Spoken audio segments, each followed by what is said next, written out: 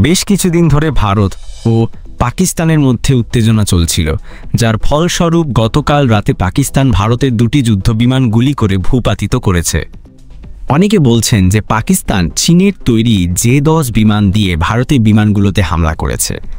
ভারত এটা মেনে নিতে পারছে না, তাই রাতে সীমান্তে গোলাগুলি হয়েছে। পাবনার বেড়া থেকে জনাব হিতু শেখ জানিয়েছেন, যুদ্ধ হলেই তো সাধারণ মানুষকে ভুগতে হয়। আল্লাহর কাছে দোয়া করি যুদ্ধ থেমে যাক। ঢাকার রাজনৈতিক পরিস্থিতি এখন আরও উত্তপ্ত।